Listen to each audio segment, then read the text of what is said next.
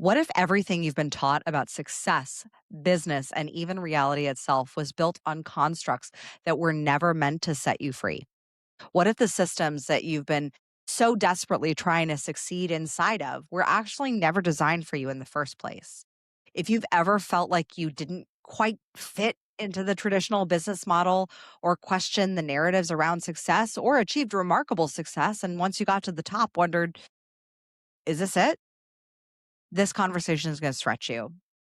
Our question today for this episode is what happens when you stop playing inside the constructs of business, identity, and success that you have been told are the things that you need to be doing, and instead step into a completely different way of being to live your full epic life?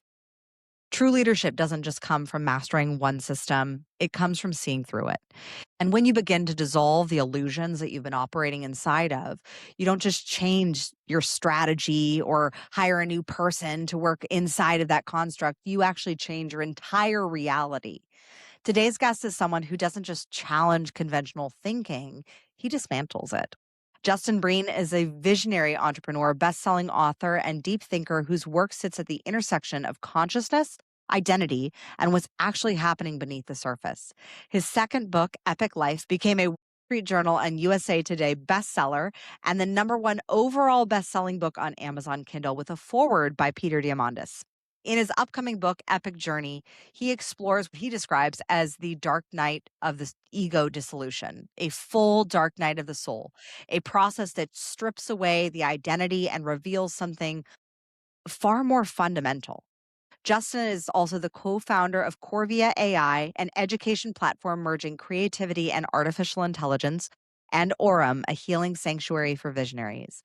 But beyond accolades and the ventures and the business, which we'll get into, Justin brings a perspective that challenges our very foundation of how most people think about business. He often points out that even the word business comes from the Latin root meaning anxiety and questions whether what we're chasing is even real.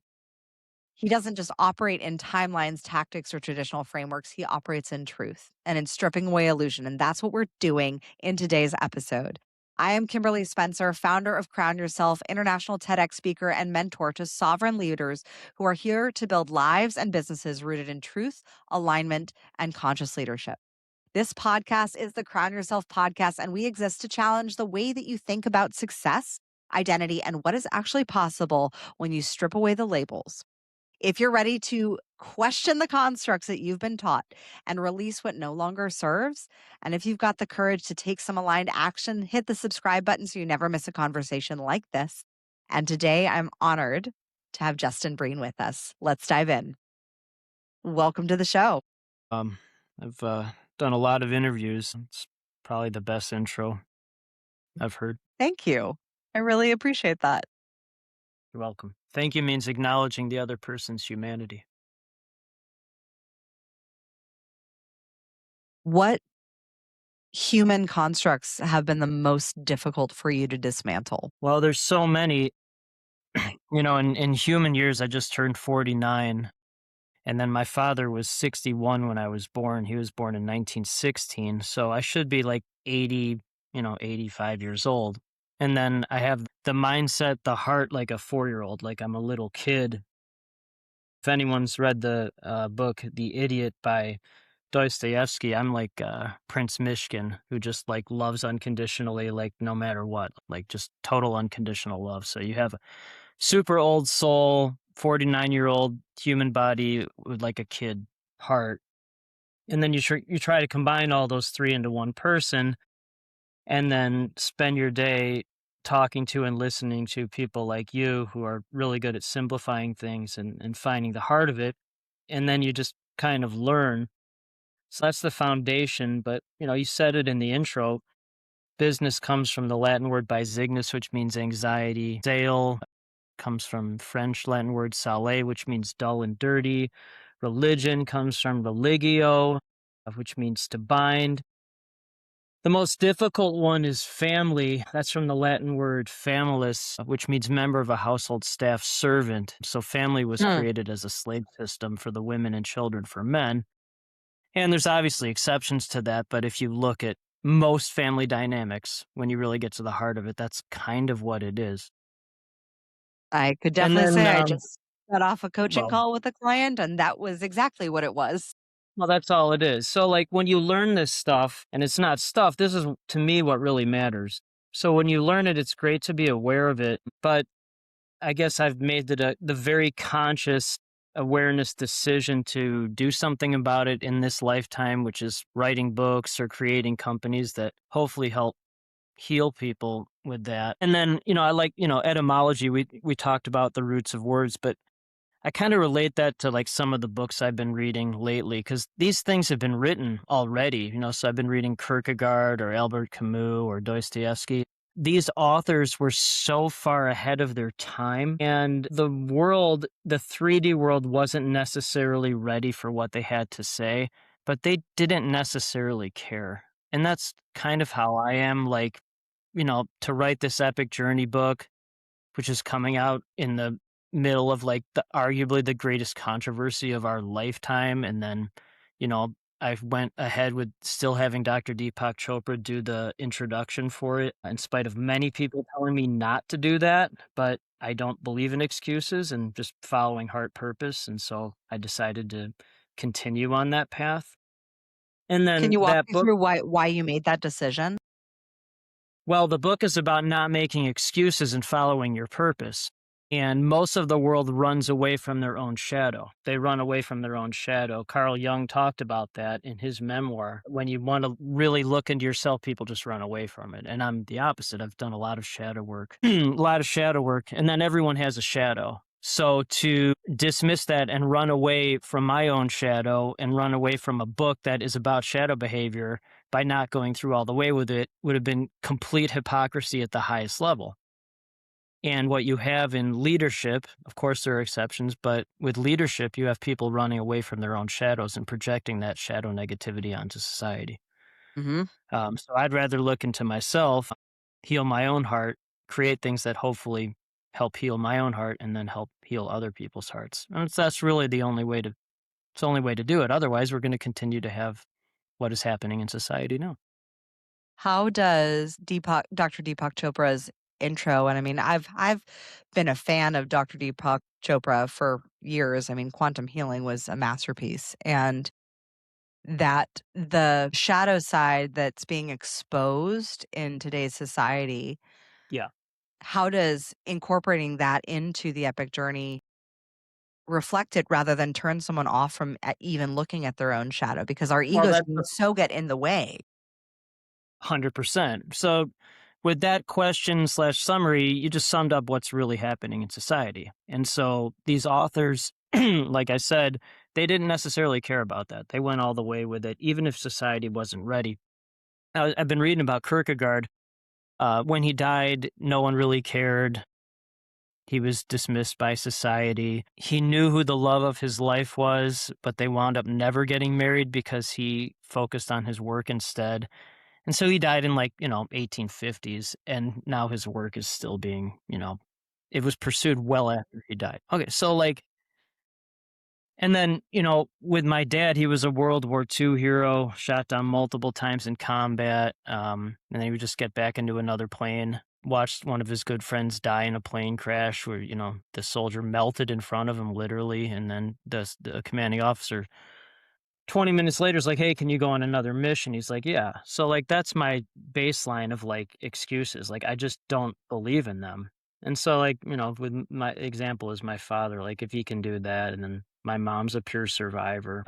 Most of the people, visionaries I talk to are pure survivors with very high IQ and EQ, and they never make excuses. So like that's what the book is. It's I guess it's a resource for like people that are willing to go all the way with something no matter what. And then with me, because I'm like a little kid, the 4-year-old part of me, I just follow my heart no matter what. And most people don't understand that because they're overthinking everything. And they're using their brain ego to overthink things as opposed to following their heart intuition. And all of my decisions in my life have been pure intuition, heart feeling, like a little kid. How did you cultivate that discernment? Great question. Well, it has not been easy because most of society doesn't live like that. Dr. David Hawkins, Scale of Consciousness. He spent his whole life working on that. And a scale of 0 to 1,000, most people, this is his work, but most people never got to 200, which is courage. And then courage comes from the Latin word cor, which means heart. So below courage, you have fear, apathy, grief. So you have, most of society living in fear, apathy, grief, shame. Shame is the Shame. lowest one before death. Yeah. One of the Mhm. chapters in Epic Journey is about Day of Shame. I was in London looking at all the newspaper headlines. And it was just negative, negative. And I was a journalist for 20 years. So like I was a pretty good headline writer. So you just see negative, negative, negative. So you're just projecting all that shame. And then one of the headlines in the London paper was Day of Shame. So that was the chapter in the book. Robert Johnson, he was a young disciple and he worked on shadow behavior. And then I'm paraphrasing one of his quotes, but the quote is, "For a select few, there's a determination to seek liberation from social hypnosis. For a select few, there's a determination to seek liberation from social hypnosis, social conditionings. We've been conditioned by achieve in business, achieve in anxiety, achieve in sales, dull and dirty, achieve in religion, to bind, achieve in family, which is essentially a slave system. And by the way, these things are fine. It keeps people employed and gives them financial gain. But in many ways, it also keeps them conditioned to not follow your heart and to follow logic. I've learned, I guess to answer your question, I've learned that logic only goes so far, and then after that, the only logic is illogic and love. So pursued all this, and I'm like, well, logically, this makes sense in what the world is today, but people I talk to, no one's any happier. They're building a mask. Mask comes from the word FQUE, which means fool, FOOL, not Mhm. FULL, FO. So we have, a society building a mask. That's all it is. And I think in the conversations that I'm having with leaders and clients, it's so many people are so desirous and sometimes even desperate to strip away the mask. But one of the deepest fears is being fully seen. Very unsafe. When that mask comes off, it's a very, but that's why it takes a select few people to actually do that, regardless if people are ready for that um, in their lifetime. And then just to be a human for a second, my sons are 13 and 11. And these are the discussions I have with them. And then writing this book led to a very amicable divorce from my wonderful ex-wife, who's a pediatrician. So my sons are half visionary maniac like me. And then, she's a pediatrician. So they have love, warmth, grounding, logic, high IQ. So they have that. But, as a father, my greatest role is like introducing them to this kind of things, and then they have her kindness, love, and empathy and logic. So they'll be able to take both of those things and really do a lot of great things with them. And I'm already starting to see that with them. It's so beautiful when you see the ripple effect into kids. And also Yeah. when you're able to see their innate genius in their Yes. own regards, in their own special areas. Like I know Yeah. you met my son Declan. Such a good boy. He's a good kid. He's a He's so good. How old is he now? 8? he's 8. Yeah. Oh, he's a good kid. That kid's a genius. So he's a genius. I mean, you know that. And I don't say things like that. I don't flippantly say things like that. But he's a genius. And these entrepreneur things that I go to or used to go to, without exception, the smartest people there or the most evolved are the ones under 16, because they haven't been fully conditioned yet. Mm, And then your son, I think when I met him, he was 4 or 5, something like that. And yeah. see, so he hadn't been conditioned. And then, he has 2 parents that aren't going to condition him. I mean, follow some rules, but, you homeschool. And then those opportunities are things. And then, my 13-year-old is my sons are like your children for sure. But, so the 13-year-old, when he was 12, he's like, "Dad, school is a prison." I go, "Well, yeah, you're right." But so that's funny, but it's true. I'm like, yeah, you have, bells, you have your move around to different rooms, you have your eating time, you have your athletic time. And look And at I'm the like, quality of food. The quality of well, for whatever it's worth, the school district that they live in, or I guess that I live in too, is the number 1 public school district in the United States, so which is great, that's fine. So the food's pretty good there, but it's still a prison. So there's 2 things from that. 1, they're aware of that. That's very high level, EQ, emotional quotient, IQ. And then 2, I didn't say, "Well, don't worry about that. Just don't, well, just do your job there." No, no. It's like, "Well, you're right. It is a prison. So be aware of that and then, navigate the system." As opposed Mhm. to most people that are just like, "Well, do what you're told and be conditioned." So that's really my role as a dad. It's, it's interesting because I've had a few discussions with some female leaders who, in response to it was a post that Cody Sanchez posted about a study that was like 30 women who are just Uh-huh. put on a little bit of makeup make 30% more than when they don't. And I was like, yeah, I'll, put on some lipstick. I'll wear some mascara. What, Put like on that mask. 30% Put more? on I'm the mask. okay. Yeah. But I know I'm operating inside the system, and I know that also communication, 55% is physiological, and it's so is what we're perceiving from somebody else and how they look. So if you Yep. don't look put together, and I've had that discussion with my kids, I'm like, "Okay, you wanna sell some eggs to our neighbors, great. If you're going and you're, like, torn up slippers and, like, your house clothes, you can, but Could just do that. recognize the perception of how and play how can you play the game, but also know and recognize that you're in the game? Because I have some leaders, female leaders who are like, "Oh, I don't wanna, put on makeup. I don't wanna do that." I said, you don't wanna make 30% more?" Like, 'cause money's a game, it's all a game. It's all a bunch of It's all constructs a that game. we built up, and I think we're in one of the most interesting times in human history because so many constructs are literally crippling in front of us In real time. Yeah, and in that's real what's time. interesting about this book. Like, it took 2 years for it to come out, and it's it's coming out right now, which and then I'm a manifestor in human design, that's very rare. So this Oh, was pre-manifest. that's Are you a that's manifest? 2 of my kids. No, no, no, that's Declan, and my daughter Oh, of is, course. Reagan. She's a manifestor as well. Are you a manifesting generator? I'm a projector. Oh, you're a projector. Okay, great. So you'll take my energy and ask a lot of good questions, and then you have to be invited into things, which is good.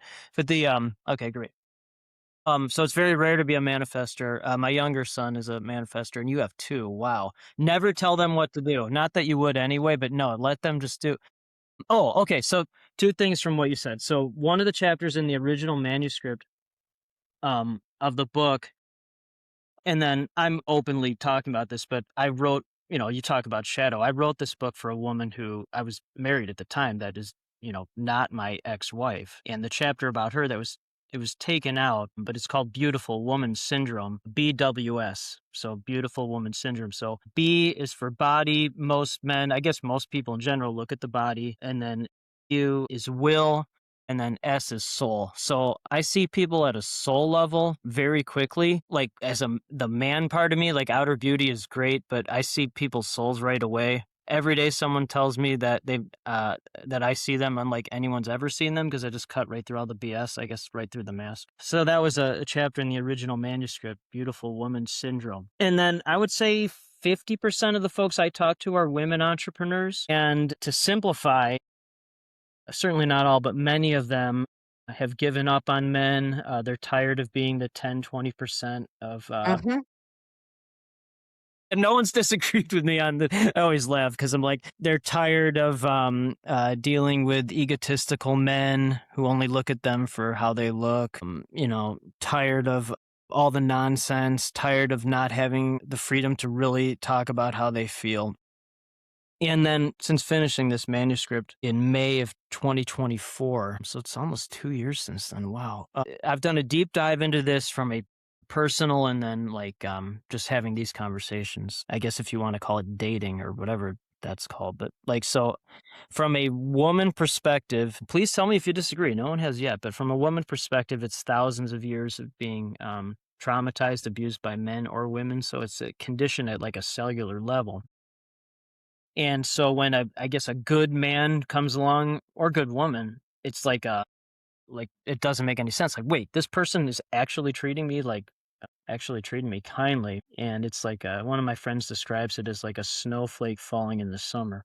Mm. And then from a man perspective, because technically I'm a man, there's nothing more painful than unconditionally loving a woman, I guess, or loving a man too, and then that's rejected or dismissed because it's not understood. And so what we have is unhealed folks, unhealed hearts, projecting that unhealed hearts onto others, and then creating unhealthy, unhealed relationships. And then men, again, this is very simplified, men who unconditionally love women and it's rejected, and then men become narcissists or they Mhm. scale that into something else, and then women not knowing what to do with a man who or a woman who unconditionally loves them. So it's this massive chaotic. Are you disagreeing with any of this, or I'm just I curious? am not disagreeing. I joke that my husband was my experiment in complete unadulterated honesty. Wow, right. How long did it take you to trust him? I'm curious. It took about, I mean, I trust him, I knew I loved him, and it took about Yeah, 6 months to strip away a lot of masks. that's fast. That's There fast was for a most. lot of masks, there was also a lot of trauma, like personal in this lifetime trauma, not just generational Right, I get it. programming that was passed down, and then on top of it, being able to, like, with women, it's looking at the sister wound, and I've coached a lot of women over the past decade, and every high performing, high Yes. achieving woman I have ever worked with has said it was never the men who held them back, it was always the woman. And I think it's because women swung the pendulum of our own Yes. egos to the other side to try to, get the Overswung. vote, to get the respect, to get the job, and And not reaching back to support the other women who are rising up right, together. And correct. because there can only be the reason why there's only one woman at the boardroom table or at the production table is because the other women have not reached back and supported. And Okay, there you I go. think and that's the sister wound. That's, we were burned at the stake for ratting each other, like, or had 100%. the threat Literally. of being burned at the stake for ratting each other out, like, for being healers and intuitive, and Yes. we just Wow. have that generational trauma that is Yes. built in, and when I work with women and I'm like, "Listen, ladies, we have only been able to actually make money in this country for 200 years. Point. That money is a construct developed by men." Everything is, for the most part, is a construct. For the most part. Again, there are exceptions, but for the most part, it's been created by men with ego. And then, Mhm. for whatever it's worth, the book is about the rise of divine feminine leadership. Again, I'm a man technically, right? So divine feminine leadership, which is creativity, love, harmony.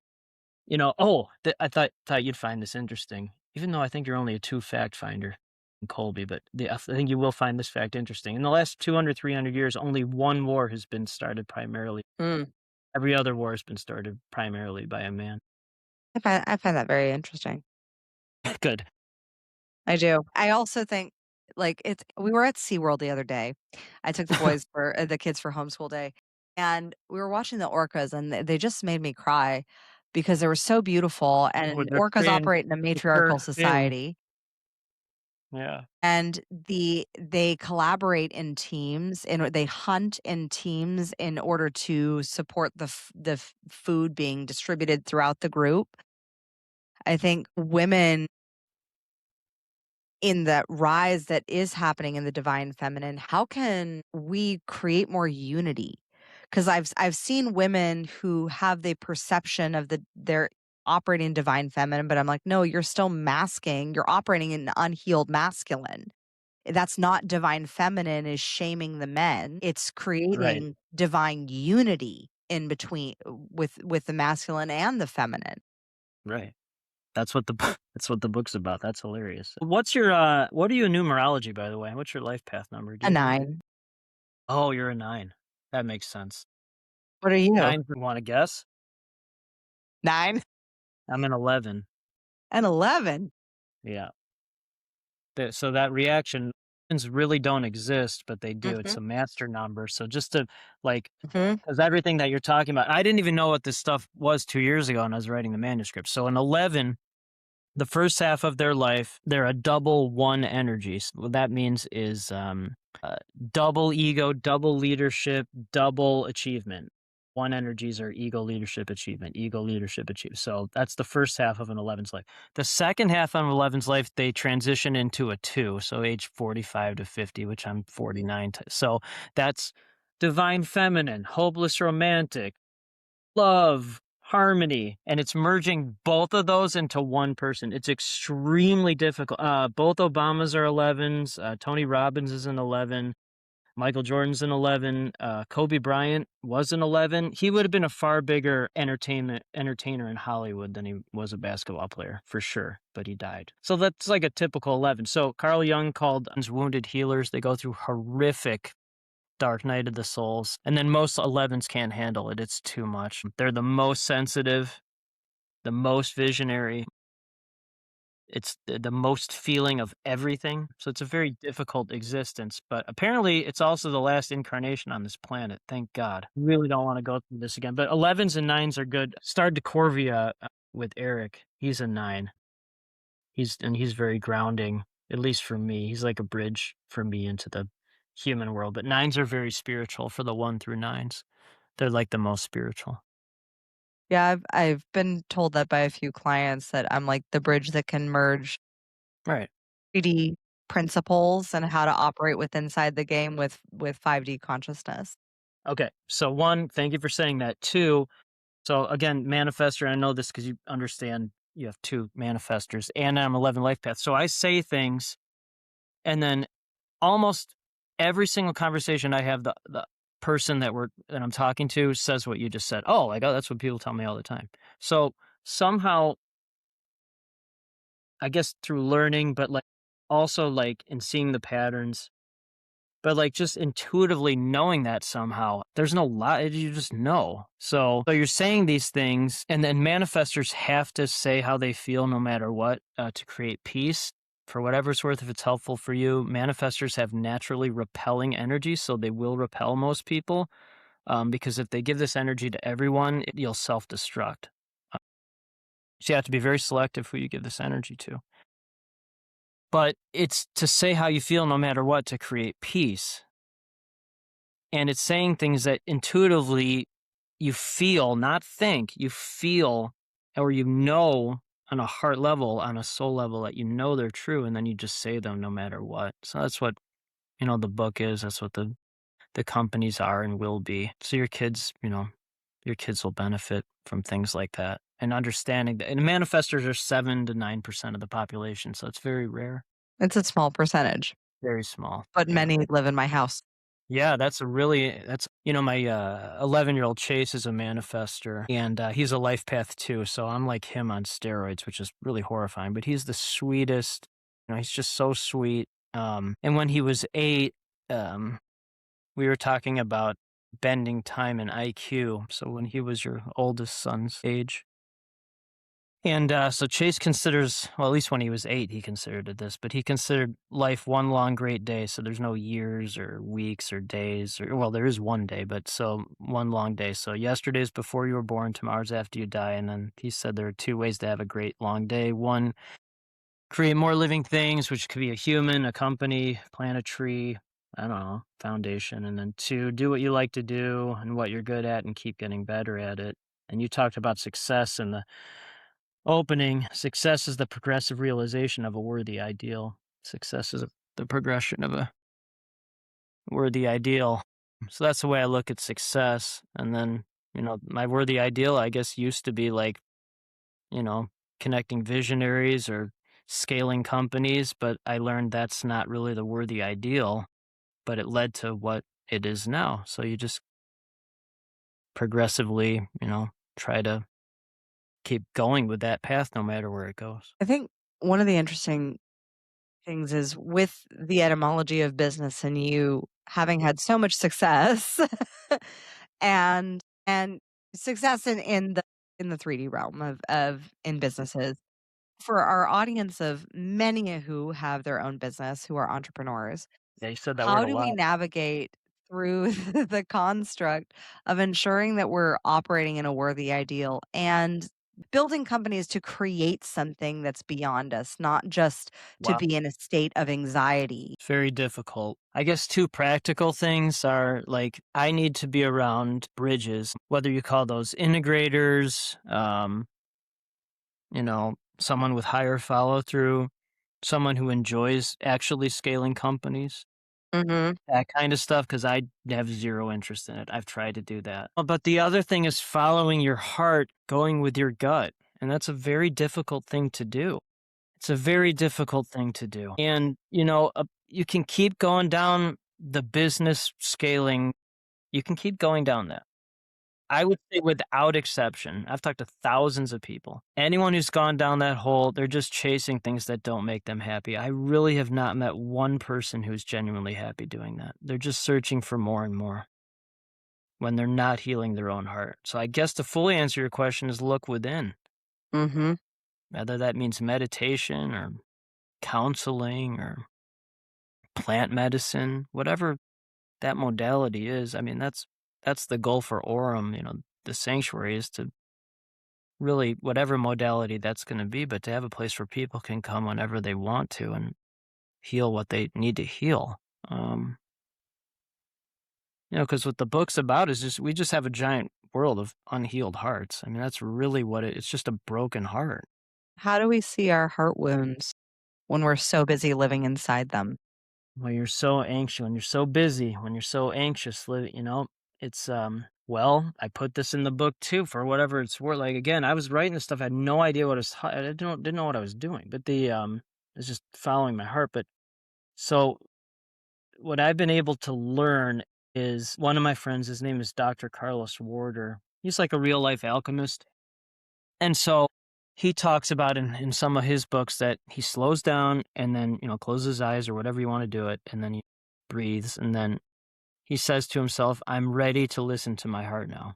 And then you just kind of say, I'm ready to listen to my heart now. So I've gotten pretty good at that. And then again, for whatever it's worth, I write a lot of songs now. And that's what Corvia is. It's teaching people how to write songs with artificial intelligence. And when doing that, whether it's listening to music or just listening to nothing or feeling the ether or whatever you want to call it, or feeling somebody's soul, that's a really good way of slowing down and processing emotion. So whether it's writing songs or poems or articles or painting, doing something with the divine feminine creativity energy that we all have. I mean, men technically are half women, XY chromosomes. So, and then men have been conditioned not to express emotion for the most Mhm. part. That's what I'd recommend. How do we operate in this intersection with AI Mm, where a lot of our human power and our creativity is being outsourced and our intellect is being abdicated to having AI think for us and create for us, quite frankly, too? yeah. Well, there's two things from that. One, I look at AI as a collaborator. I never thought I'd have an AI songwriting company that teaches people how to make AI songs. Like I didn't even know you could do that a year and a half ago. And so that type of creativity has been extremely helpful for healing my own heart, helping show people their own souls or their own hearts. It's been a great collaborator. The second thing is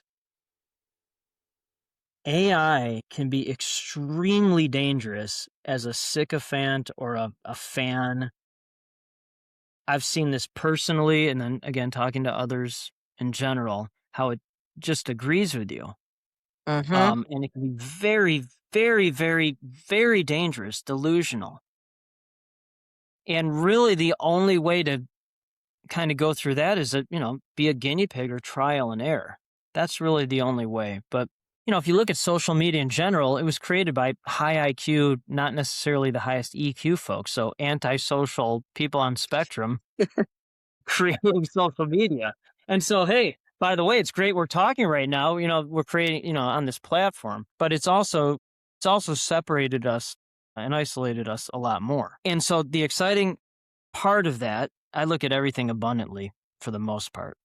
And you said this already, but we're living in this time now where we can actually determine the direction it goes. There's a great book called The Fourth Turning. It was written in the mid 1990s. Okay, thank you for acknowledging that.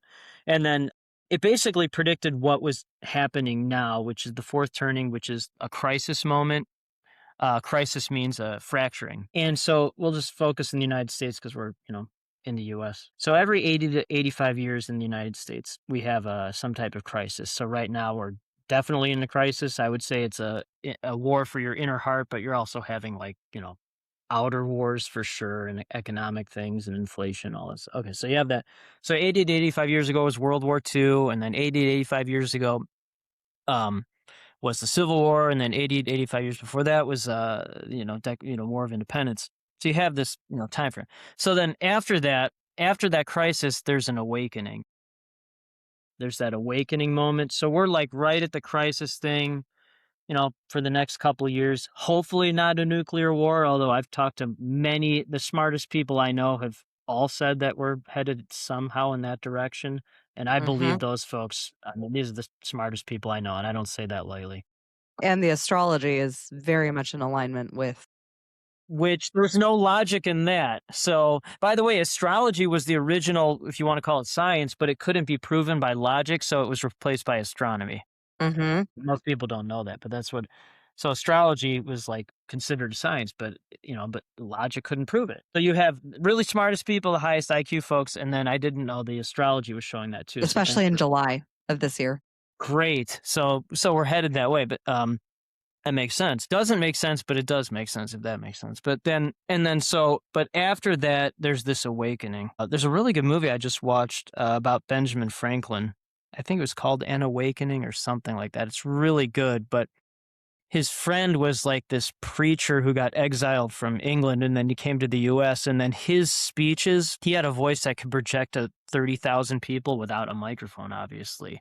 And then his like fervor was the real reason, according to Franklin, why we had the independence and the heart set and mindset to break away from England. That was the real reason. So we're in that crisis now for sure. I mean, if you look at wars and what's going on in the Middle East, and then with Mhm. all the Epstein stuff, which is that's not gonna end. I mean, that's gonna be a trickle effect for a long time. I owned a PR firm and was a journalist for 20 years. So that's just my whole life has been, that's where it's going with that for sure. But after that, there will be that awakening. And then it's creating things now that people again might not be ready for right now, but they will be eventually. Even if it's not within my own human body life. That's really immaterial. Pun not intended. But pun received. Thank you. Thank you for taking the pun. Appreciate that. Thank you. Thank you for laughing at our high intellect humor. Good. With looking at, like, I have to say, Justin, going down this rabbit hole, I got to really just thinking about words, and I have such a love affair with language and how it does gauge our perception of reality. Yep. Like, even just a simple word as simple as occupation, to occupy, it comes from that word, and thinking of an occupation of something is occupying you, whether it's the entity of greed or the entity of your higher self. Occupy comes from occupare, which means seize. Mm. Yeah, here we go. So a now obsolete vulgar sense have sexual relations with seems to have led to a general avoidance of the word in the 17th and most of the 18th century. There you go. There That's you what it go. And I think also, especially because sex power is one of our greatest assets in alchemy. It is the magic that literally creates life. I have to say, I've never correct. felt more powerful than when birthing my children. Well, Like, how truly. could you feel more? I mean, that's so as humans, that's why we're here. That's why any Mhm, living thing is here. That's why we're here. So you can't argue that. Otherwise there would be no life. So, mhm. of course, like that's what it also, the other thing from that, by the way, the word you say a lot, which is a good one, is client. So that comes from the like to lean on support. So that's a good one in the Oh, business world. Client's a phew. good one. Yeah, thank God. There's one good freaking word. But the one of my friends, Melissa Bernstein, she co-founded Melissa and Doug Toys, and then she had $1 billion exit and all that stuff. And so she's in her either late 50s or early 60s, and she talks openly about this. So she's okay with me talking about it, but she's been suicidal most of her life, so that's why she created that company to, keep herself from committing suicide. And then she married Doug, Melissa and Doug Toys. Doug is a stabilizer, a stabilizing human like my ex-wife. And They have 5 children. Melissa and I have, in the past, have had talks about this, and she makes the argument, which part of me does agree with, that people like us uh, shouldn't have children because our purposes are so strong that it's very difficult to operate in the 3D matrix with human children. So I agree Mhm. 100% with what you said. And I'll also make the argument that how you're raising your children is the ideal way for a visionary to do it in terms of homeschool and just kind of keep them out of prison, pun intended on that one. But, Yes. but I also agree with her, even though you, me, and her, she, you, I don't remember the pronouns, but we all have human children, but it is really difficult to be a human parent in this world. So it's finding that middle ground of being the visionary, but also like, hey, you got to pick your kids up at school or whatever that means. You have to, take them stuff, Speaking of feed human them. children. Right, there you go. So hey, hello. So yeah, that's what I mean. So like it's a really difficult thing for anyone to do, but especially a visionary who has this purpose that, and you talked about this as well, that goes beyond this lifetime. Like it just does. It does, and Not easy. and I think that there also is the power of integration of both. I have always, since I can remember, have always seen the 2 wildly integrated. It's why I'm no longer with my ex that I ran off and got married to when I was 22, because he could not see how motherhood could be integrated with the Hmm, level of makes sense. career, of desire, of purpose that I had, how it was part of it. It wasn't all encompass like, but Yes. it is all encompassing. But that's what purpose and living in alignment with your higher self, that your divine purpose, why you were created here to be, for me, that Yes. has also always been being a mother. 100%. And then seeing what evolves from there and how I'm leading my kids and how I'm demonstrating through example and how we steward. That's why I love my last name, quite frankly. Like, Well, so means to steward. I did not. That's well. Wow. Okay, let me slow down for once in my life. That's extremely powerful. And then that relationship when you were 22, that's called a karmic relationship where you learn a lesson. That's another thing I've learned is like, there's soulmates and karmics, or then there's like some people call it a twin flame or a soul mirror or whatever that is. And the karmic, you learn a very painful lesson, and then hopefully you learn from that. And then that person who you're with, I understand his perspective. Like I get it. I understand Mhm. it. But then you were aware enough to actually do something about it, which I've also seen in societies. Most people play not to lose, or they stay in a marriage, a loveless marriage. And then to me, that's the worst thing you can do for your children, Mhm. because they learn how to not love. And then, with my kids, I'm extremely, extremely open. I think most people would argue I'm too open with them about, you know, the relationships I have or the dating thing. But I really want them to see what's going on in the world. So because they're probably going to go through what you went through as a 22-year-old. I mean, maybe they won't, but probably they will. So at least they can use my experiences as an example. And then like, again, my shadow fully, I fell in love with someone who was not my ex-wife, and I wrote that book for her, and I have told my children that, and I'm very honest about that.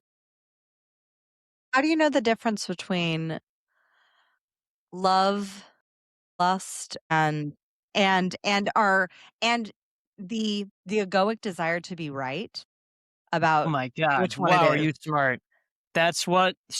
Okay, I have spent the last 5 years logically and illogically looking at that completely. You don't know for sure, but what I will say in real life examples, if it's helpful. So 5 years ago, when I was very happily married, my wife and I were having a conversation. My wife at the time were having a conversation, and I go, "I know the person you should be dating."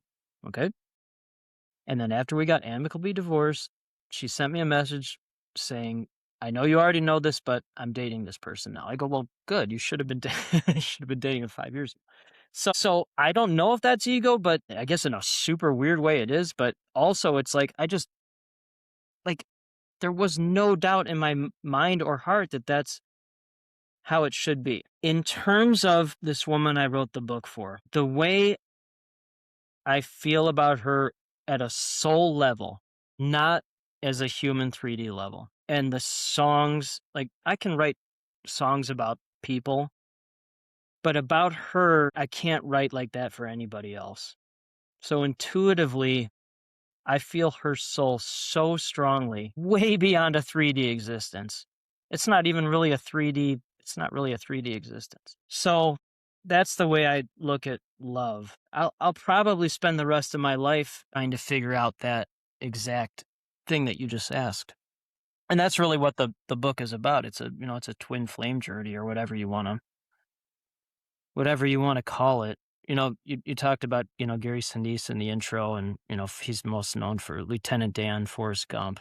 But Forrest Gump was a twin flame journey movie. That's all it is. That's really Mhm. what it is. And What he is the just, difference between a twin flame and a soulmate? well, it's a great question. What I know now as a 49-year-old is a soulmate is more of a 3D kind of, have children with this person. Doesn't necessarily lead to a spiritual awakening, dark night of the soul, ego dissolution. A twin flame it's like literally your soul mirror, and it forces you to look inward. And I don't usually talk about this, but you ask. And then since, writing this manuscript, I've talked to so many people who have experienced what I'm experiencing, and it's the same thing. It's like it's led to a divorce or this, new job or moving out of your house or wherever that is. It's the most painful thing they've ever experienced by far, but their consciousness has also evolved immensely. They've become extremely spiritual, extremely intuitive, and again, to be fair, I didn't believe any of this stuff 2 years ago. I didn't even know I had no idea what this was. But I will say the value of technology and social media is that it's allowed more of these type of situations. And, you know, Beethoven, um, Beethoven's most famous letter was to his immortal. I get emotional with this. So his most famous letter was to his immortal beloved, but society wouldn't allow him, or he was afraid to send it. He never sent it. They found it after he died, 15 years after he died. And so my book is that letter, like I had to write it. Does she know?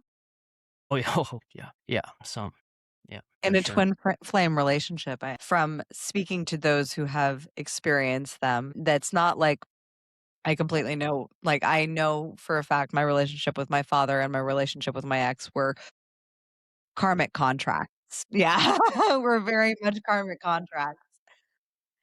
Um, but in that space, that the twin flame relationship can be incredibly activating. Like you said, yes, for consciousness, but not necessarily does that mean that you're together. And a lot of people misconstrue that that is the The case that hardest part. happens, and The that's hardest. not always how it goes. No. I would say most of the time, from a 3D experience, most of the time it doesn't go that way. Again, I didn't understand or know any about this, but usually what happens is one of the folks, if not both, are avoidant attachment, so they run away from vulnerability. In this lifetime, they're just not ready for it. But sometimes they do come together. I've met a few people that have done it. Extremely rare. But the other thing is like surrendering to outcome, not having an attachment to outcome. That's been the hardest lesson for me. I didn't understand any of that. I do now, but that relationship, like it led to that book. It led to this music songwriting stuff. Like I wasn't this person before. It led to me looking to heal my own heart. I wouldn't have been talking like this 2 years ago. And then I know it's helped a lot of people just having discussions like this. And that's how I look at that relationship. But in terms, I don't think I can love somebody else like that. I've tried. I just don't think I can. I've tried really hard. What does it mean to you now to open your heart to someone, or is it always open? It's always open. Always. Man, it's again Prince Michigan. Well, let me amend that. So it's always open if I feel someone's soul, if I feel that connection. Like I just open it right away. But again, manifestors, for the most part, they have a closed, repelling aura. So it does not open like this for everyone. I guess the transformational part of that is creating companies where it's like a book that is a bridge from my heart into society's heart. But, like, on an individual one-on-one level, I'm not designed to do that, to open my heart to everyone. I would self-destruct. If my heart was open like this for everyone, I would blow up. I mean, I would. There's no doubt about that. Anyone would. What do you foresee as your path now moving forward in this 3D world, especially given the times ahead? Well, I don't really think about that stuff.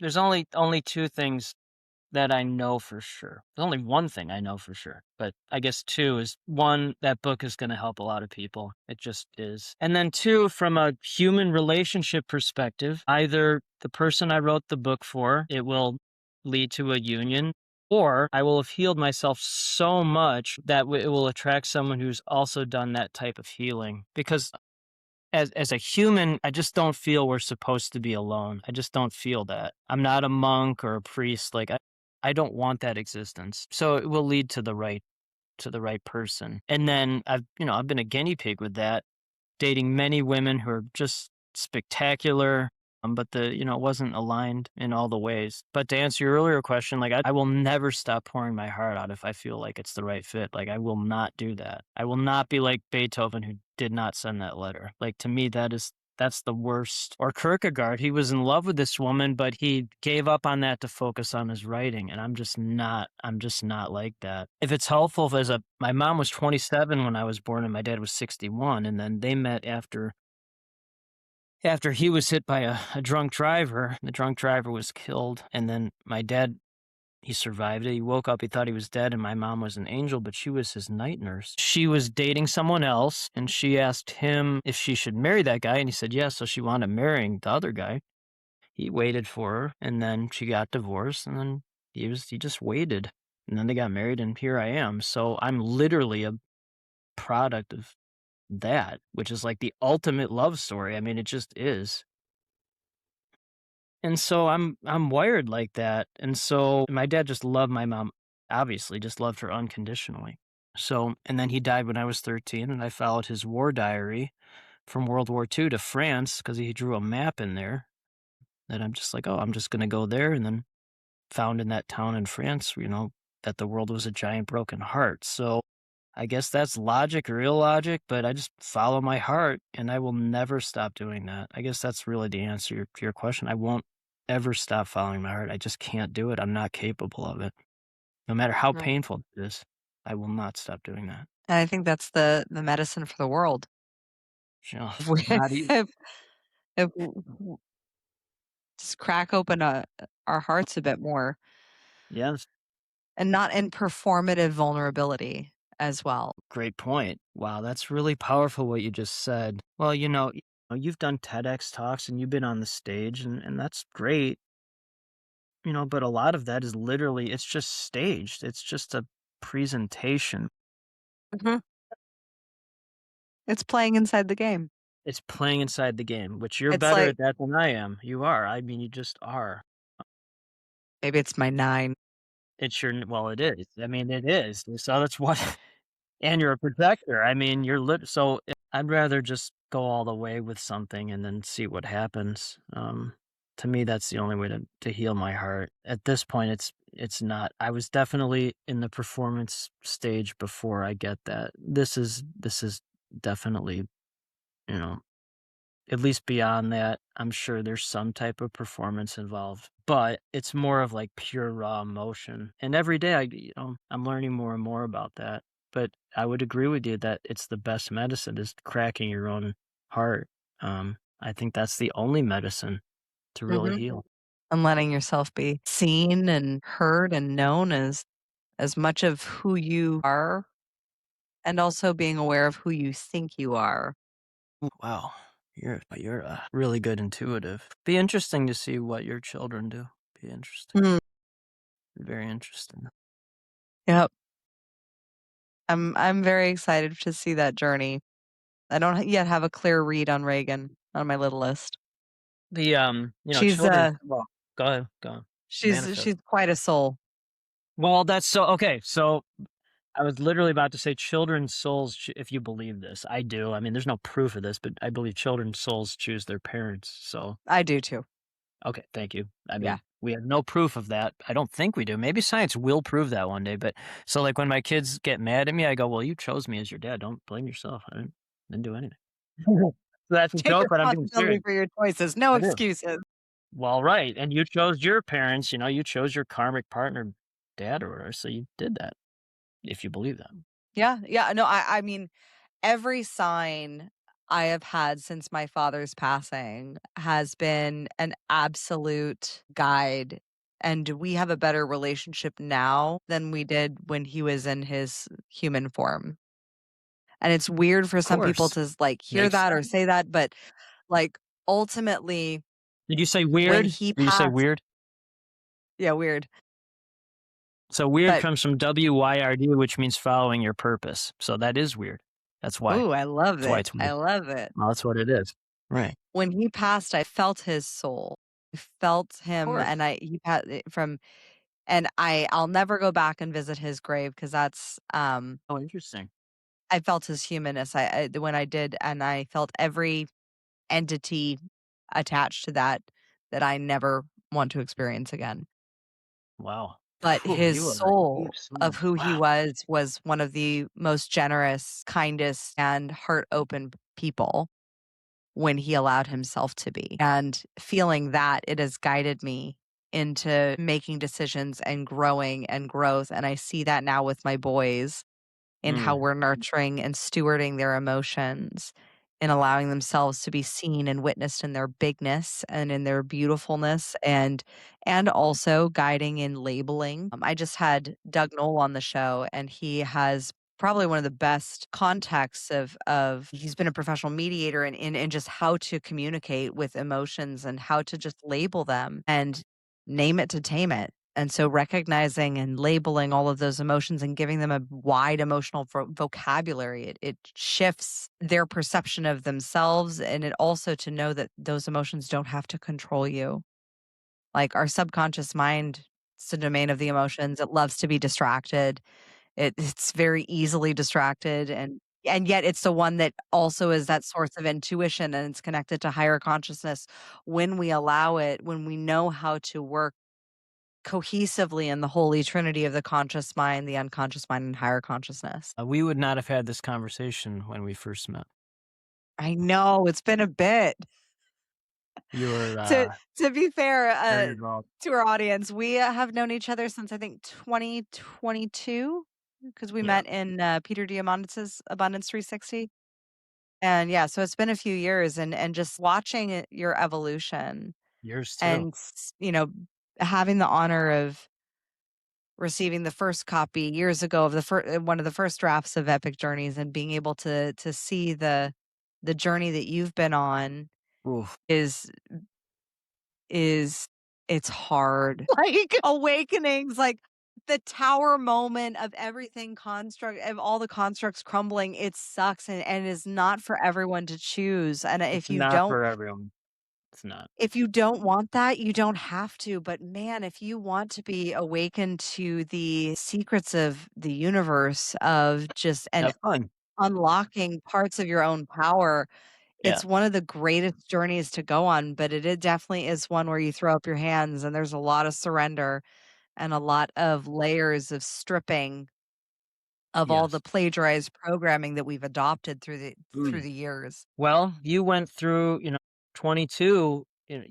I would say that's an earlier lesson than most people, but maybe not that most people go through, but I would say it's a lesson you learn from and then evolve from earlier than most folks do. I've met a few folks that have had those type of experience where they really learn in their early 20s, but that's very rare. Usually, from what I've seen or heard or experienced, it's, more of early 40s, mid 40s, late 40s. And then if for whatever it's worth, again, to somewhat ground this in human design, that's another good if you want to call it an assessment. Again, we talked about that. You're a projector, I'm a Mhm. manifestor. But the true wisdom doesn't kick in human design until age 50. So I'm -1. I haven't been born yet, technically, and you're negative whatever you want to be. I'm not gonna, but so you haven't really been born yet. So it's actually appreciating that the true wisdom doesn't really kick in until age 50. And I guess, with this book coming out, now in this. And then if you think about it from a, like a biological standpoint, it's like a butterfly, like a caterpillar going into a chrysalis. And then before it becomes a butterfly, the caterpillar melts. A positive disintegration, it literally melts, disintegrates. And then if you open the chrysalis too early, this ooze will come out of it. So you have to, as a human existence, you have to solidify before you can come out of the chrysalis as a butterfly. So I'm like right about to come out of that chrysalis. Mhm. Whatever's where I think you came out of that chrysalis earlier than most people. It's pretty I have gone rare. back into the chrysalis a few times. You probably will again, but I would say I'm still on again, the planet. I yes, you think got, I there's still would say time. 22. Well, again, here's what's really interesting, Justin. 22, Keep then going. 33 was when I Yeah, so 44. There you go. yeah, so Both master 44, we'll numbers. see what happens then. Well, Not there that's yet. like the rarest master number. Like it's very. I have never met a 44. I know Melissa Bernstein's a 33. My partner for Orem is a 33. That's a master healer. And then 22 is a master builder. The best example is Richard Branson. He's a 22. And then Melissa And Bernstein. what is that in? That's a master builder. So that's a Oh, 4 master. on steroids. A 4 is like grounded, logical. They can scale companies, but a 22 is a 4 on steroids. So an 11 Mm. is a 2 on steroids. A 22 is a 4 on steroids, and 33 is a 6 on steroids. Sixes are Ooh. very sweet and loving. Oh, they're very. I've dated a few sixes. They're very sweet. They're so kind and loving. Very sensitive. Very sweet. Have you studied Claire Graves and the levels of consciousness as well?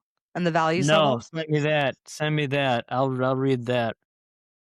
I'll read that for sure. Is that similar Highly to rec Hawkins or yeah, send that to me. It's not similar to Hawkins. Hawkins was more on emotional levels. This is really on the evolution of consciousness.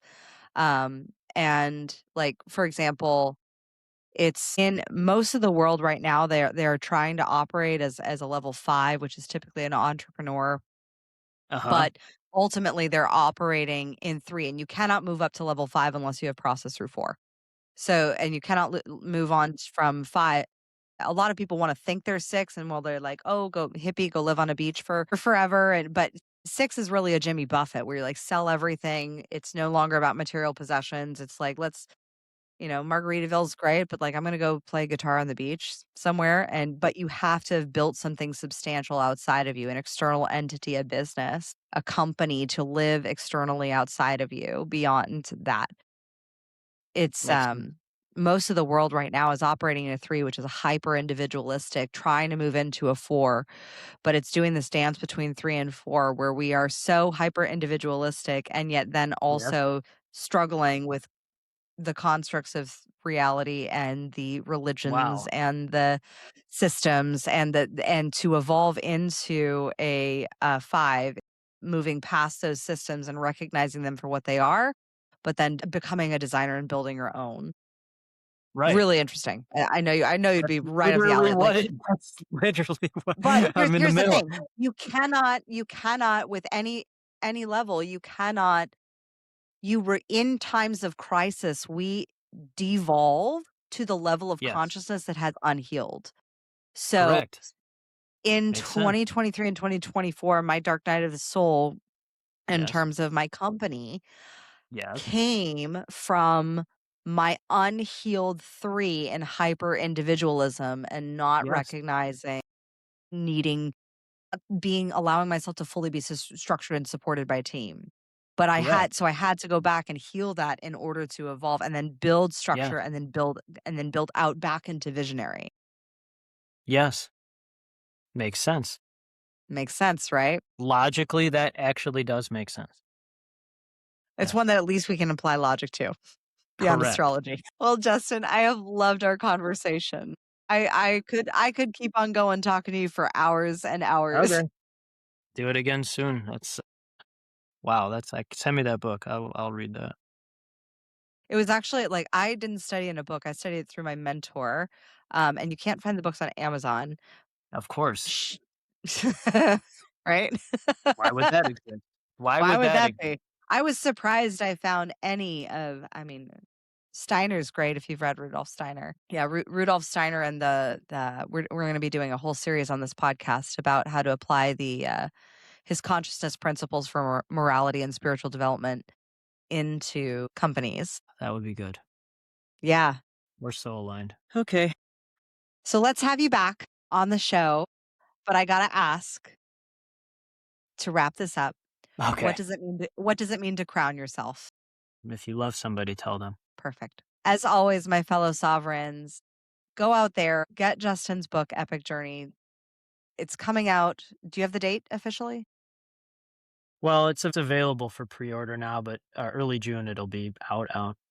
But people, it's in Barnes and Noble and Amazon and Books A Million and all that stuff. It's available now. All the places.